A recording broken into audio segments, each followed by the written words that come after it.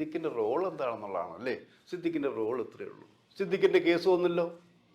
ഇവിടെ എത്രയോ നടന്മാരുടെ കേസ് വന്നു, ചോദ്യം ചെയ്യലുണ്ടായി. സിദ്ദിഖിൻ്റെ കേസ് വന്നപ്പോൾ സംഭവിച്ചത് എന്താ? കൺമുന്നിലൂടെ സിദ്ദിഖ് ഇങ്ങനെ നടക്കുകയാണ്, ഇരിക്കുന്നു, നടക്കുന്നു, ചിരിക്കുന്നു, കൈവീശുന്നു പോലീസുകാർക്ക് നേരെ. അപ്പം എന്താ, ഈ കൈകൾ കണ്ട് പോലീസുകാർ കണ്ണടയ്ക്കുന്നു, അറസ്റ്റ് ചെയ്തില്ല. സിദ്ദിഖിന് ജാമ്യം കിട്ടുന്നത് വരെ അറസ്റ്റ് ചെയ്യരുത് എന്ന് എവിടെ നിന്നൊക്കെയോ നിർദ്ദേശങ്ങൾ ഉണ്ടായിരിക്കാം.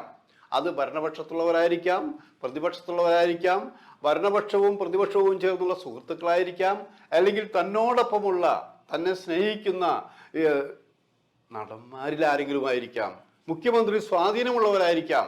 അവരൊക്കെ ഇടപെട്ടുകൊണ്ടാണ് സിദ്ദിഖിനെ അറസ്റ്റ് ചെയ്യാതിരുന്നത്.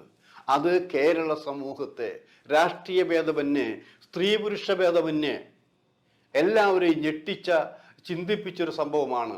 ഒരാൾക്ക് എന്താണ് ഇത്രമാത്രം ഒരു അനീതിക്ക് ഇത്രയും സപ്പോർട്ട് കൊടുക്കുന്നത് ആലോചിക്കണം. അപ്പം ഇനിയുണ്ടാവുന്ന കേസുകൾ, അതാണ് ഇനിയുണ്ടാവുന്ന കേസുകൾ ഇത്രയും വൈകിപ്പിക്കാൻ പാടില്ല. നിയമത്തിൻ്റെ വഴിക്ക് പോകട്ടെ. പിന്നെ കേസ് നടക്കുമ്പോൾ അത് അവരുടെ മിടുക്ക്.